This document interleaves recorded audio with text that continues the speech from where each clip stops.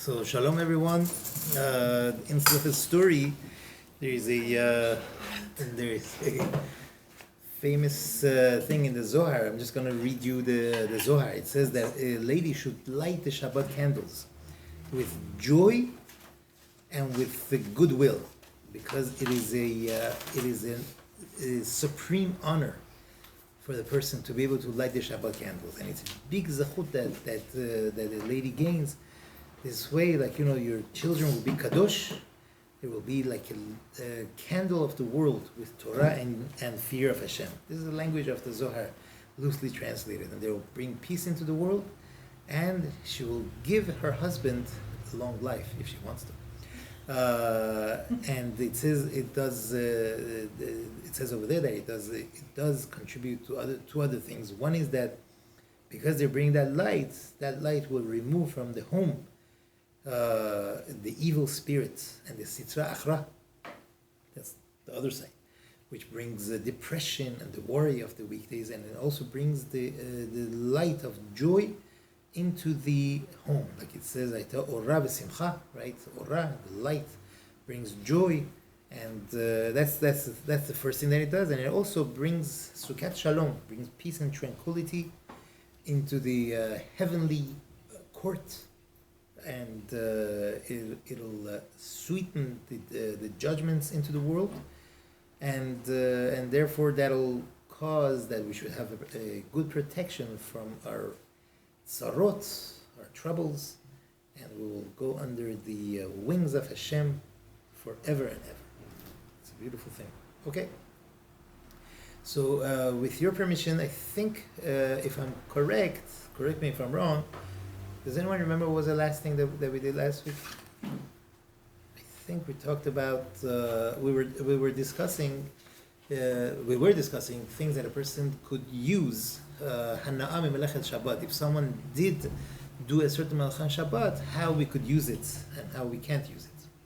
And then we said if let's say one example was if I think the last thing that we mentioned was if a person brings food by car, and are we allowed to eat that food or not? Remember? Yeah, we discussed that. Good. And then we said, if someone brought the food and drove and brought the food, so we said, Rav Ovadia says that on the food itself there was no melacha. No one did anything to the food. The food was perfectly cooked before Shabbat, and it was heated on a blech. And now they're just someone just went ahead and they brought the food. So the food itself is okay. It's okay to use, unless let's say we are at a party and people brought food and you want to show them that I'm not happy about this. So that's something else. That's not a halachic issue. That's a hashkafa issue that you want to show that you're not happy about this and they shouldn't do this anymore and they should learn the lesson. Obviously, a person shouldn't go scream at them like, why it's not going to help. We also said that if someone forgot to turn the light on in the fridge and by mistake opened the fridge, can you use the food that's in the fridge? The answer is obvious. You could use the food. Again, nothing was done to the food, so therefore it doesn't become asur b'hana'ah that a person cannot use it. Sorry, Rabbi. Yes. The opening the refrigerator, if you do it, then what do? Do you just leave it open? Yes, of course. What do you want to close it? I don't know. You leave it open, but the best thing to do is put something that the door shouldn't close. Go find a goy and tell the goy, listen, it's Shabbat, and on Shabbat we can't turn the lights on and off. And it just so happens to be that I opened the fridge and we realized that the light was on. See what the goy does. If the goy understands, if not, then find the intelligent goy. Now, there are. What am I doing? We did before. We even discussed things that there is a machloket on, right? Let's say something that for Ashkenazim is okay, and he does it for us. Did we not do that last week? Yeah, we did. Yeah, right. So we said if a person went ahead and he put and he heated the hot soup, heated the soup on Shabbat, or he put, let's say, water next to a stove, near the fire. So we said the halacha is that if a person puts the water next to the stove, that it should heat up. If it's in a place that it would reach Yatzoledet Bo, then you can't do that on Shabbat. You have to make sure you leave it at a certain distance, that even if you leave it there for the next hour or two, it's never going to reach Yad Soledet Bo, that high temperature. But let's say someone did do it and removed it before it reached Yad Soledet Bo, then we said that the halacha is that it is mutar to use it. It is prohibited to do it. The person shouldn't do it, but because there is a machloket on it, we said you could go ahead and drink that warm water. Make sure it doesn't reach Yad Soledet Bo. If it reached Yad Soledet Bo, then we have a problem, or many problems. We also mentioned, okay, now I see where we're up to.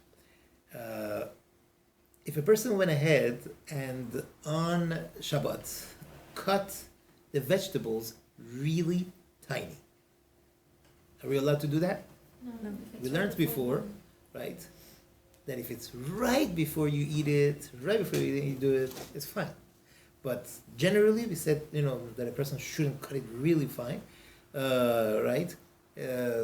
Especially if you're not going to eat it right now. Let's say you say, I have my guests coming in for Seudah Shlishit. Might as well get it out of the way. So right after you finish the noon meal, nowadays as soon as you finish the noon meal, you have to start the Seudah Shlishit. But okay, let's say you had it earlier, and they decide, I'm going to cut them now, have it ready. That is asur. A person should not do that. Should not cut his vegetables really tiny long before he wants to use it. So let's say they did it. Are you now allowed to eat those Israeli salad? As a guest? What? As a guest, are you allowed to? Is that what Yourself. Yeah. Yes. Right. Thank you. Because it's a machloket, right? Some say you could, some say you can't. We say halachically, don't do it. But as far as the eating is concerned, we could. If someone went ahead, his shoes are nice and clean, but decided, I have nothing to do on Shabbat, I might as well polish my shoes. Takes shoe polish and polishes the shoes nice and shiny. If he did it by mistake, he's allowed to wear his shoes on Shabbat. But if he did it b'mezid, if he did it purposely, then you are not allowed to wear those shoes until after Shabbat, right? Because this, polishing the shoes, is actually an isur miderabana. It's not asur from the Torah, right? Polishing the shoes, because a shoe polish is more liquidy. It's not like wax. Wax, when you smear it on a shoe, is gonna be memareach. It is like smearing, and that is not allowed.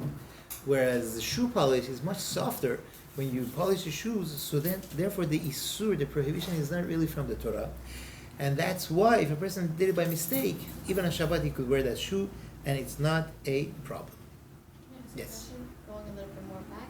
Yeah. So cutting up vegetables or fruits into thin, very small pieces, samach l'seuda is allowed.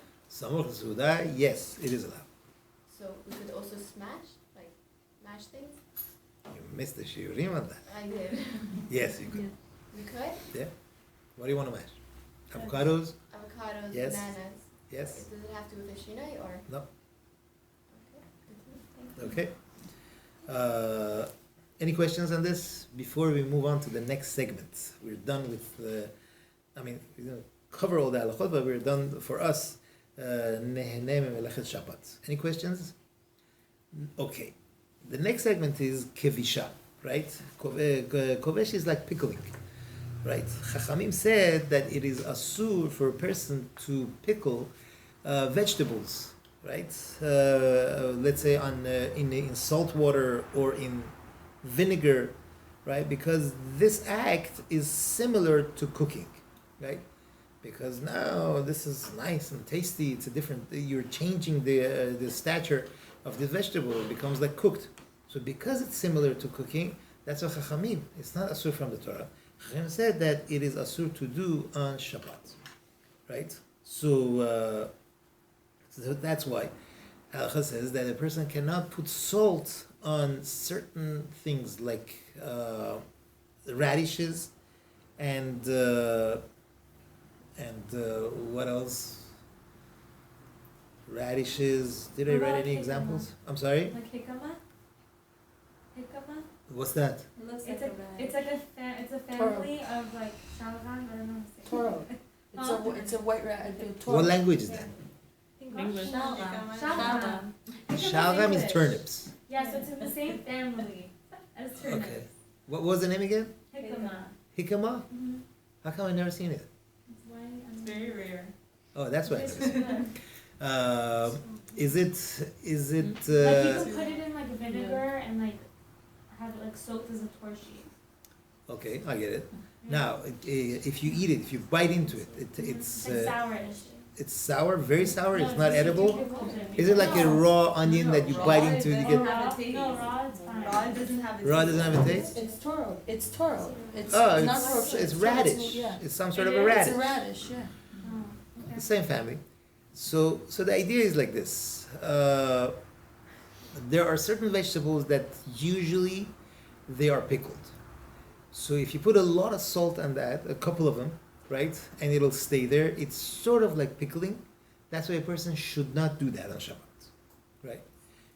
What you could do is to have salt, let's say, on your plate, and you dip it into the salt and you eat it one by one, or you put salt on each piece and eat it. That you could do, right? Because over there, your intention is to get the sharpness out of them, the sharpness or the bitterness, to get it out of it. Like we said, like a radish, a lemon, very very how would you say it? Very very sour lemon. Like if you're from Shiraz, that's just fine. But other people, even them, I've seen they start tearing when they have the very sour lemon. So you put salt over it, it'll subdue that sourness, or let's say okay, that's good enough. Even garlic, you put salt on it and you eat it. That's fine. There you can put on a whole bunch, put salt and then eat them and serve it. Right? Whoever wants, they take a piece and they salt it and they eat it. Yes. So if someone you have guests and you peel 20 cucumbers and put salt and serve it right there and people are eating I haven't mentioned cucumbers yet, right? Yeah. Thank you. Now, So, we have specific which ones are in so I'm saying radish, there are things that are sour or very bitter. You put salt on them to so that now it's edible. That's one category. You cannot put salt on a whole bunch of them and just leave it on the table. You could put on one individual piece and eat it yourself. but not everyone puts salt on a radish in order to eat it. Good. So then don't. So it's a personal. Exactly. Yeah, there's no I'm saying that if someone wants to eat radishes and you like to put salt on it, don't put salt on a lot of them. You don't want to put salt on it, don't put salt at all. And better yet, less sodium, healthier. Can I ask a question? Yeah. Is it only salt alone? What if it's mixed? Oh, very good. So the Kaf HaChaim brings down that let's say you put salt and then you put lemon juice over it. The lemon juice will break the salt thing, and that's fine. Okay, we're getting that. We're getting to that. The Kaf HaChaim brings that. Everybody also brings that. That's fine. Okay, now there are certain other vegetables that the derech, the way is to salt them or to put them in vinegar or to lemon juice, not because they're sharp, they have a sharp sour taste, but because you want it to be tasty, like carrots, like pickles, cucumbers that are not peeled. The derech is to use not peeled cucumbers for pickling. You never peel a cucumber in order to make pickles, right? You always, what was I saying? Peel the Not peel it to make the cucumber. What else? Or these little tiny eggplants, whatever is the derech to go ahead and to pickle, those things is asur to put them in salt, put them in salt and salt water or vinegar and the kind, because all of these cases it looks like he's kovesh, it looks like he's pickling, even though he's not pickling, it's not his intention. For pickling you get a pickling jar and you do all the other ingredients and you put him in there, and that's pickling. But he's not pickling. The person's not pickling. He's just putting salt on it. But it's neither eke kovesh. It looks like he's pickling, and pickling is similar to cooking. Therefore, we stay away from it. We do not salt it. But let's say a person wants to make salad, right? You cut up tomatoes. Tomatoes, put all the salt in the world you want on it because you never pickle tomatoes. Unless it's those green, unripe tomatoes, yeah, they put them in torshi. They pickle them. But a regular tomato, that's fine. Put salt on it for 10 hours. Nothing's gonna happen. That's not asur. That's not pickling, and that's fine. Let's say you want to make a salad. So you cut up cucumbers, you peel cucumbers, and you cut them up, and you have mix them with what is the name with tomatoes, and you want to put salt. That's fine. That's not the derech. It's not the way to make to pickle these sort of things, and it's fine. You could put salt on it, right? And it's not an issue. Okay. Any questions on this so far? Good. Now, if a person goes ahead, so like we mentioned, let's say he made a salad. And he puts salt on it, and if right away he puts, let's say, oil or olive oil or the lemon juice or vinegar or whatever it was on it, because it subdues the acidic thing of the salt, it clashes with it.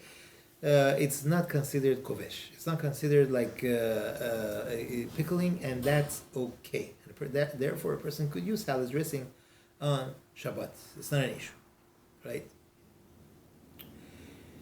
Also, it is not the derech to pickle eggs or meat. Some poskim say, oh, you can't put salt on meat and let it sit.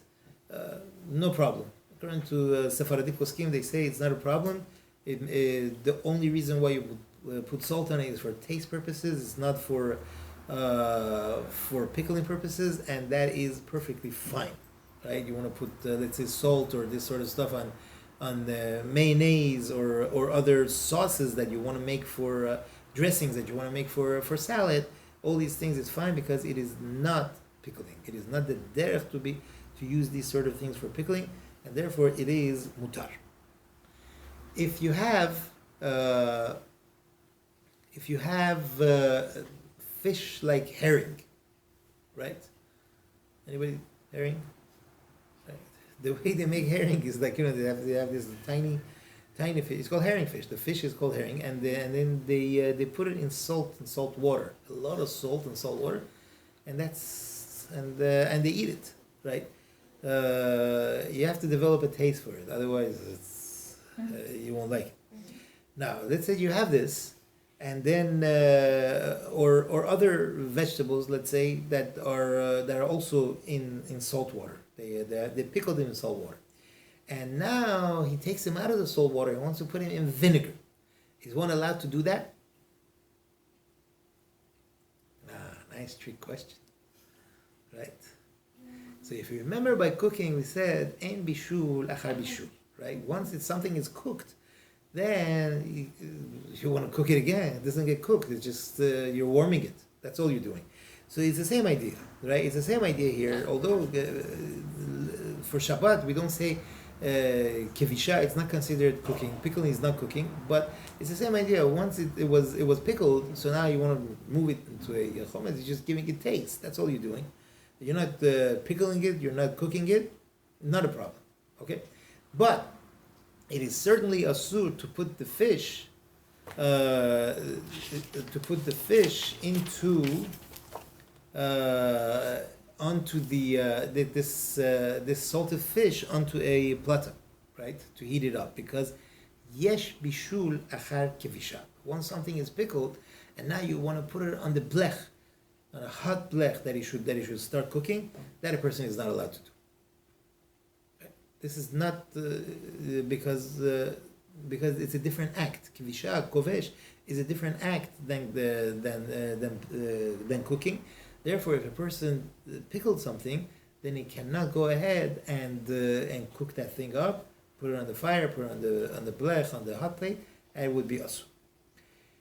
Let's say you have a jar with pickles that are halfway through being pickled, right?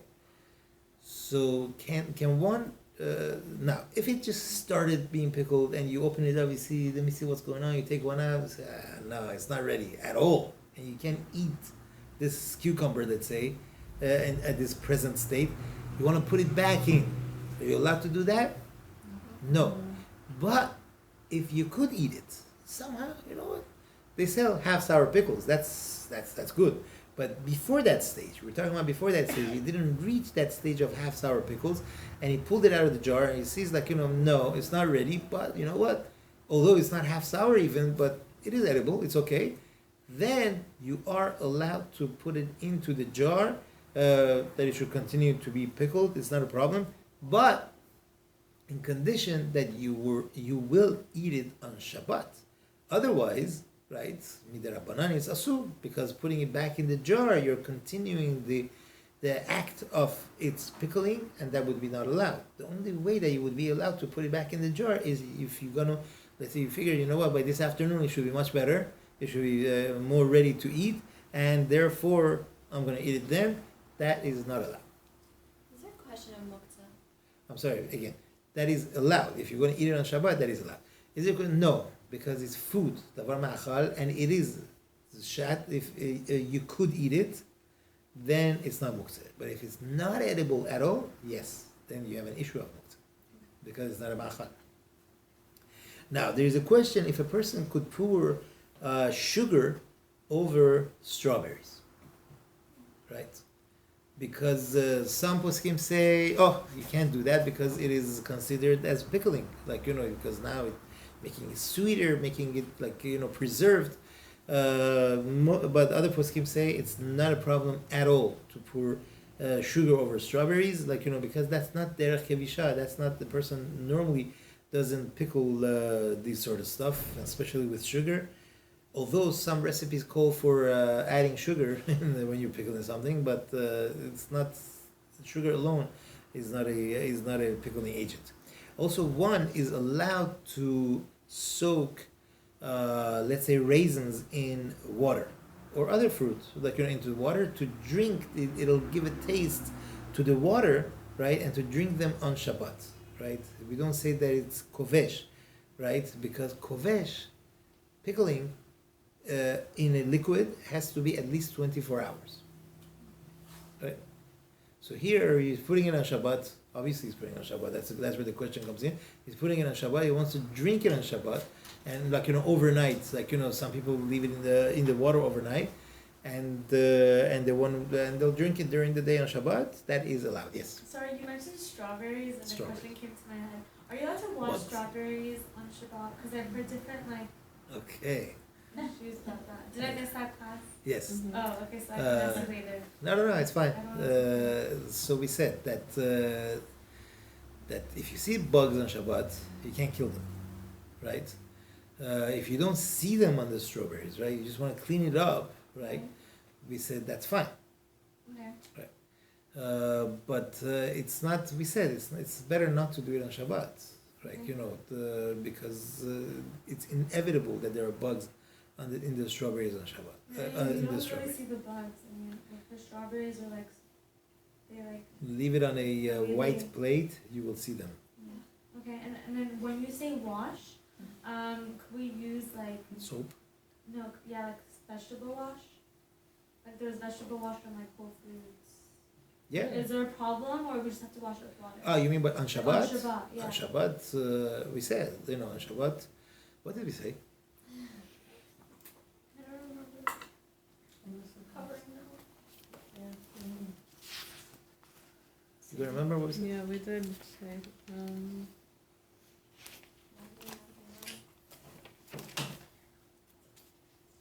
I wrote it down.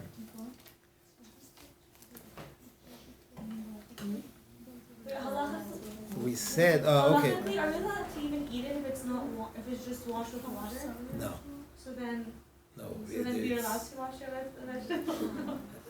Like how else do we wash it? Because salt you said, but salt I guess don't really apply that. salting. Okay, fine. No, salting is not for the Okay, so purpose of what the can I bug. wash it with? Good question. Good question. I don't know right now. Off the top of my head, I can't No tell you problem. because I remember we checked it out. Be'ezat Hashem, we'll check it out again. Okay, thank you. All right, bugs again. I'm gonna make a note of that. It's Rabbi, we are allowed to, and it's better not to wash strawberries on Shabbat? You know what? It escapes me. I have to check. Okay. Sorry. Thank you so much. What? Anyone? Thanks for checking. What about, which, I would be on, which, Bugs. we didn't do bugs. Was it No, we for? discussed it, and then I remember I looked it up, and we discussed it. We said what the halacha is. I forget now. All right, we'll look it up again. Oh, wait, what about lettuce? Same idea. Same idea? Right. That's when the question came up, and we looked into it. I think if I remember correctly, but we'll check again. He said if you see it, if it's seeable, like if it's there, then you certainly cannot wash it away because you're killing it. If it's already dead. If it's already dead, that's fine. They're dead. The most of them. How is Yeah, it the dead? The ones that are in the lettuce, Yeah. they're dead. If you know they're dead, zichronam livracha lachaya olam haba, then wash them off and use it. But if it's alive, then you're killing it. Killing it is asur. You can't kill it. What if you just like shake it off? Blow it away. That's fine. You don't know. Don't if kill it. they're- Don't kill it. Small ones in strawberries, you don't know if they're all dead or all. Right. That's strawberries is more of a question. Lettuce also, some of them they have these worms crawling there. You can't kill it. You can't What wash did it. you say about lettuce? Like, But about lettuce, washing it. we said if you With wash lettuce. it, then and it's alive, you're killing it. That's certainly asur. Yeah, but did you say with water? Or just with water? No, with vegetable wash. Back then Oh, was so you can do it with vegetable wash? yeah, for sure, much So that better. would be different with strawberries then? Same, but if you're killing it, then you have an issue. He's saying if they're alive, then for sure you can't do it. Oh, I thought like But it was we a don't problem about the vegetable one. No, vegetable wash. If Oh, anything, that would fine, be the okay, way to great. go. That was the question. Actually, where you're supposed to use dish soap. Yeah, Right, I it's an s- RCC thing. That's Same. what Rabbi David said. He said Yeah. vegetable wash is worse than Yeah. using Really? soap. Yeah, you're supposed to use specifically Dawn dish soap. Yeah. Duh. Yeah. Oh, are they getting Oh, No, because I don't it use breaks. that No, I one, promise. but- It breaks the. it like, breaks it off? Yeah. Okay. So Remember that what's in stuff? vegetable You mean wash? Ajax is not good? Olive Really? doesn't work? Yeah. You're supposed to use Dawn dish soap. So what's wrong with the vegetable wash? I don't get it. I don't get it either. I don't. I'll ask them. When I asked Robert David, he said you need to make sure it makes the water very lean. Like slippery. And And he no said bubbles. he said majority of the vegetable wash doesn't make it so So slippery. If you put The a ones lot. I Okay. used to. that's I don't know, I that's the never- answer I never used the vegetable wash. We always use, I don't know, not Dove, I'm not sure, but probably smells better too.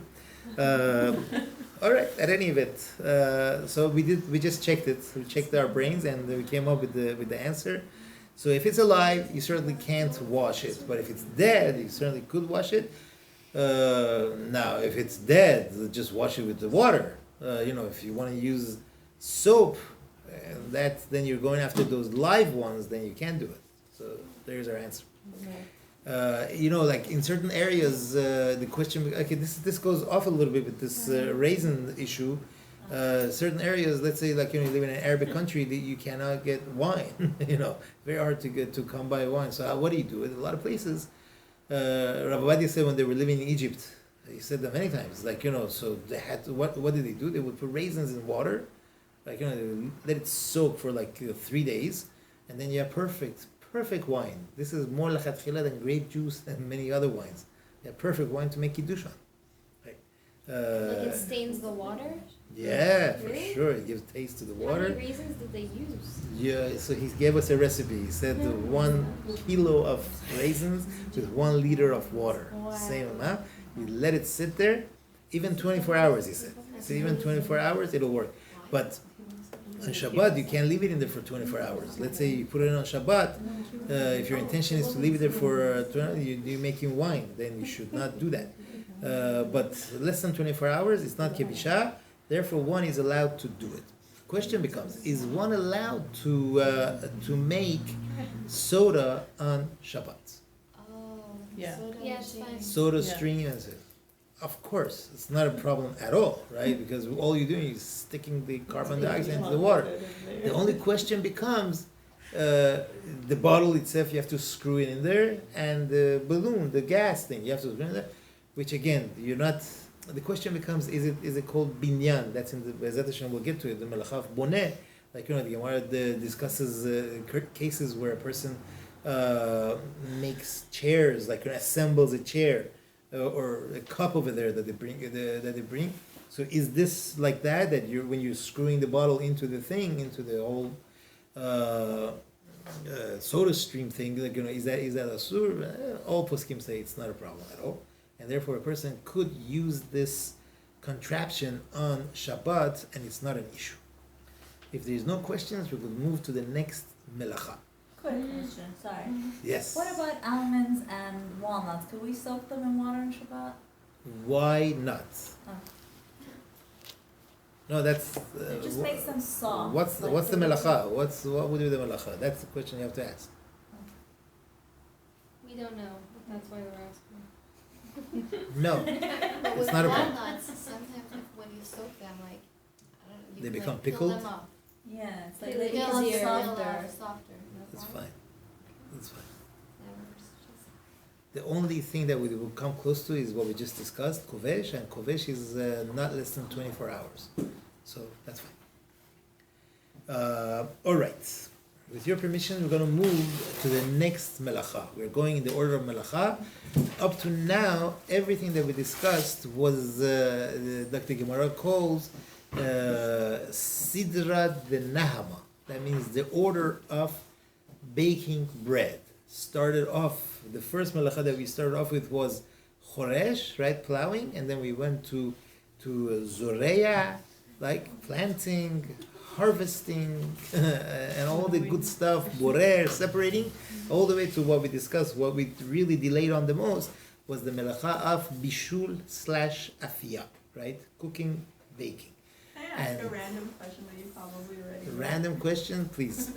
Okay, if you want to warm up like chicken that was already fully cooked, but it has like a little bit of sauce in it, Yes. Yes. you can? Ask. We've been through it. Yes. Ask the rabbaniot. Yes, it's not a problem as long as it's just a little bit of. 50%. But then there are like some koresh that are like pretty thick and it's not so watery. Then you can warm that up too. Which one? Based on Yeah, that, but even if it's very Gazzaletta, thick, if it's very wow. thick, again, we're not talking about watery at all. No, We're no, not- yeah, I no, know. okay. Yeah. A little bit. It has a little bit of a gravy in it. You're okay. You could warm it up. All right. Now we begin. What's the question? So if the liquid consistency of the food is less than 50%, then you could warm that food up. Halachically, yes. Where did they come up with this 50%? That means Yes, it's not that's raw. the It's not the The majority. majority is solid. Right. Majority is solid. Majority is solid. That's where it comes from. But certainly, like let's not overdo it. You have to make sure that it is it's solid. Meaning, like it's solid like beans. Not that the gravy is. You don't consider the gravy as solid. Remember, right? You're talking about solid, like this meat, potatoes, like real stuff. Now, the next melacha that we have after this is going to be the sidra de levusha. I think that's what they call it in the Gemara. It's like the order of clothing, right? What they have to go through in order to get to cloth. What was the first thing, right? Pick it up. To shear. To shear the sheep, right? That's melacha of gozez, right? So when they would be building the Mishkan, according to the opinions that the 39 melachot of Shabbat are what they had to do to build the Mishkan, so they would need fabric, right? That was made from either the hair of goats or other fabric like wool that they would need. They would get from shearing the wool of animals and making weaving it, making it into strings, and then making that into cloth. Like the big day, the clothing of the Kohanim, or the yeriot, or the curtains that they had, and so on and so forth. And for that, they needed to shear the wool off of the sheep, and then to wash them, to make sure they're clean, and then to dye them different clothing, the different colors, like if it's techelet, if it's like that bluish color, or argaman, or tola'at shani, which according to most Rishonim, it would be a red dye. So in order to do all these things, like these were the order of things that they had to go through, order of melachot that they had to go through in order to make these things. Okay? You said it's Sidra the what? Sidra, I think the levusha it's called in the Gemara. The first one was Sidra the Nahama, the order of bread. I think that the technical term that they use is Sidra the levusha. That's the order of things that they need to make clothing. So the melacha, the av melacha on this is gozez. Gozez means to shear. You're not allowed to on Shabbat take a shear and cut the wool on the little sheep of yours over there. That's asur. Now the melacha. How is a person over on the isur? If you cut two se'arot, two hairs, with a utensil, that is the isur that a person is over on Shabbat. Okay, two hairs with the scissors, right? That is the melacha of the Torah that a person is over, right? Even if you don't need the hair, right? We don't say that it's a melacha she'ina tzericha legufa, which would be asur only midrabanan, right? Because what you're doing here is you're beautifying this whoever it is, person or your animal, by cutting the hair off of it. Yeah, is that clear? Usually on Shabbat we say if it's a melacha she'ina tzericha legufa, you don't need the melacha itself, then it becomes midrabanan. That means like this. Let's say a person digs a hole in the ground, right? And he doesn't need the dirt. He wants the hole in the ground. Is that asur? Yeah. No, Chor is just a plow. He so you digs can the cut. hole in the ground. He doesn't need the dirt. He needs the hole in the ground. Is that asur? Yeah, that's Yeah. not- It's boneh. You just made a hole in the ground. That's the melacha of boneh. That's asur from the Torah, right? But if you need the dirt, right, then what is that? You need the dirt. You don't need the hole. Exactly. That's melacha she'ina tzericha. You did melacha. You didn't need the melacha itself. You needed the dirt, right? Then it becomes asur from the Rabbanah. Is that clear? Why would somebody need the dirt? Hi. Back in the day, they used to use dirt to cover things up, if you know what I mean. They need the dirt to cover dirt. And so on and so forth. No, a person couldn't need dirt. Like, you had a nice little patch of dirt over there. Like, it was like a cute thing. And now the kids ran and they messed it up. So you go ahead and get some dirt and cover it up. You like that. Two isurim here. He needs the dirt. That's one isur. Then landscaping on Shabbat, fixing that on Shabbat is asur. Did you know that? On Shabbat, let's say you have a nice on your backyard. You have little stones, rocks around your tree, right? And one of them was kicked off. He said, "Oh no!" And you pick up that stone and you put it back in, or you don't want to touch mukseh. The stone is mukseh. So with your foot, you put it back in. That is asur. Okay, we'll get to that. But that was just an example of melacha she'ina tzericha legufa. Here, this person cuts the hair of his kid, or lahavdil elef havda avdalot, of his dog, right? He cuts two hairs with the thing. He doesn't need the hair, throws the hair out. Is that a melacha she'ina tzericha legufa? No, the melacha is to beautify the child. The hair is like out of place. You cut it. Now the child is beautiful. That is the melacha. That is the melacha of gozez, right? That is the of melacha of gozez, and it is asur, right? That's that is the melacha itself. Now, there is another isur, right? If a person pulls white hair out of black hair, right? Even no, it's worse. It's even over there. Even one is asur, because that's the melacha. Oh, come on, chas v'shalom, there is gray hair. You pull it out, you've done it. You perfected it now, and that's why it's asur. Why? Because a person is makbid. A person is doesn't want that. Doesn't want that white hair. Like because chas v'shalom, you look old. You can't have that. So therefore, that's besides the isur of Shabbat. There is also an isur of lo yilbash gever simlat isha. Right? The Torah prohibits that a man should not wear a woman's clothing. And if a man, I'm talking about a man over here. If a man does that, he pulls off one white hair even during the week, right? He's over on this isur, because that's the Gemara calls that tikunei nashim. That's what women do. So if the guy does that, it's asur. Shulchan Aruch brings it. The man is not allowed to pull even white hair out of the black, because that is the isur. It could be now that might have changed. That might have changed. Like if So many guys color their hair these days. Well, Like, what is that? It doesn't make it right. Yeah, I know. I'm just saying, like, that's part of the malacha. Like, that's part of the going over that halacha. some things in this halacha is really time dependent. That means it depends on the time. It depends on the time. It used to be asur for a man to pluck his eyebrows, right? Now everybody does it. So once everybody does it, then it becomes mutar. So if someone, I asked Rav Gidon Moshe if it's You're allowed. serious? Everyone does it? A lot of people do it. You'd be surprised. It becomes no. I know. I'm saying just If- because everyone, a if lot everyone of people does do it, it because of It's not keli isha anymore. Oh, yeah. It's not keli isha anymore.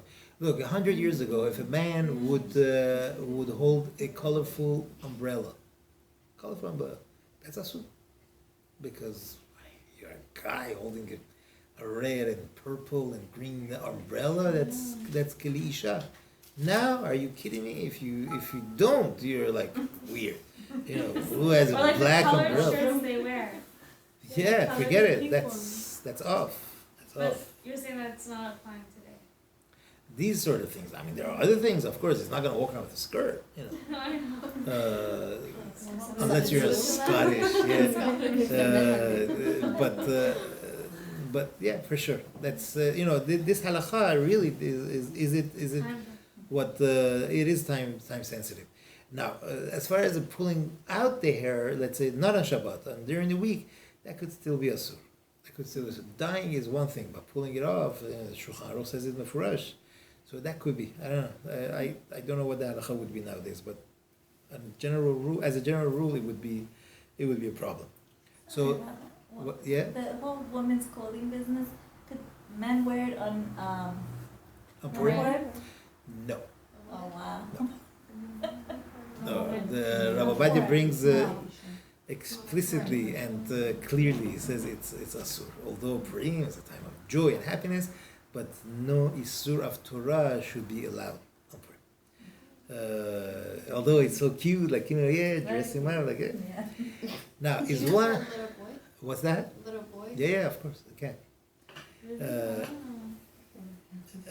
So now Moran says So, yes. sorry, so the Malacha of Gozes, when they did it, it was for the purpose of the shearing, it was for the wool. Right, because they needed the But wool. not to beautify the animal. Thank you. Yes. So. But so- here, if but either one right now is Asur Doraita. perfect. Yes, you got it. So even if I'm not doing it to beautify the child, it's still No, Doraita? if you're doing it to beautify the child, then it's the right. But if you're doing it stam, I don't know why else you would do it. You want the hair for sheitul? I don't know.